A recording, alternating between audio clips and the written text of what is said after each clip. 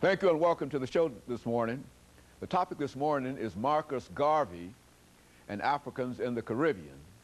And of course we have with us to talk about Marcus Garvey and Africans in the Caribbean, Dr. AAl-Hadid, the chairperson of the Africana Studies Department at Tennessee State University. Of course, Dr. AAl-Hadid, let me welcome you to the show once again. Thank you, Dr. Haney. And to talk about another issue that we've discussed on many occasions, and this is the personality of an individual named Marcus Garvey. Yes. I think Marcus Garvey and Malcolm X and Martin Luther King, these are very, very significant individuals, and what we'd like to do today is to have you to talk about Marcus Garvey and to talk about Garvey as you found him in the Caribbean.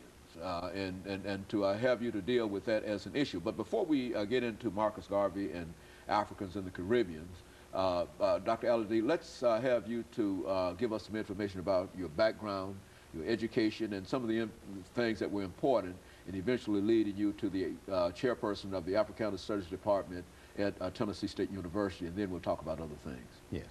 Well, I was born in Montgomery, Alabama at a time in American history when apartheid was very much in effect in that part of the world, and that sort of initiated my consciousness as it relates to identifying with our history and our culture.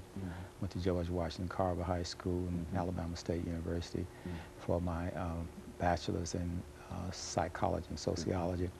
I left the Deep South and went out on the West Coast where the movement was in full effect. This is around 1967, and got involved with the Black Studies movement, the Black Power movement, and was part of creating a Black Studies program in the Black Culture Center at the University of California in Santa Barbara.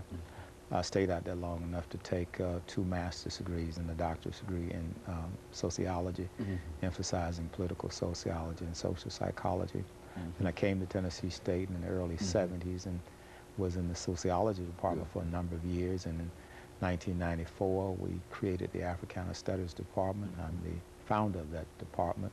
And we've been in effect with the Africana Studies Department for almost 11 years. In fact, we're going to our 11th year now. And we've had our annual conferences, our great debate series, and managed to publish a book with Dr. Baldwin's called Between Cross and Crescent.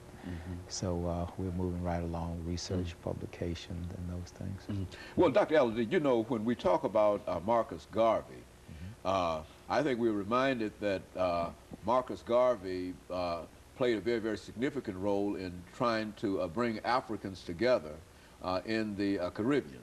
Let's talk about Africans in the Caribbean and Africans in the New World in a real sense. Where did all of these Africans come from, and how did they happen to be situated in that particular part of the world? And let's talk about it from that perspective. Okay. Well, you know, the European powers had colonies in this part of the world throughout the Caribbean, North America, South America, and these colonies were used to produce agricultural products such as sugarcane, rum, cotton, coffee, tea, and those things. So they imported African prisoners of war, and once they got them over here, they made them into slaves and put them in a situation not of indentured servitude, but chattel slavery.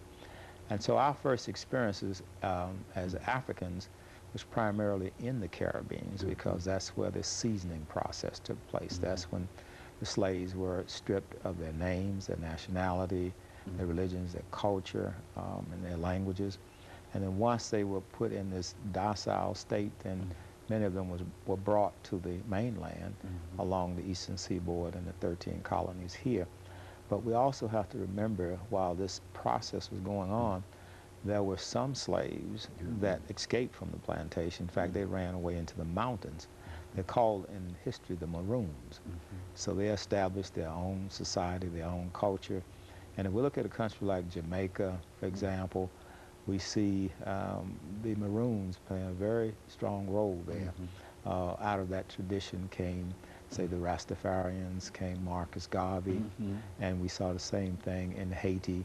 So the Maroons were the people that ran off the plantation, went into the mountain, established their own cultures and society, and they played very instrumental roles in carrying on the slavery rebellions and ultimately leading to the independence of many of these Caribbean countries, as well as some of the South American countries like in Brazil and Guatemala and places like Suriname.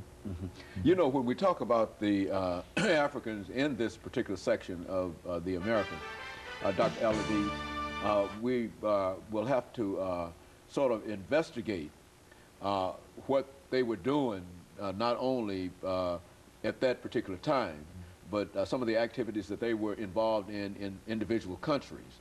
And when we come back during the second section, we'll have an opportunity to have you to go into some greater detail doing that. And of course, we'll be back with our audience following this very, very short commercial break. The topic is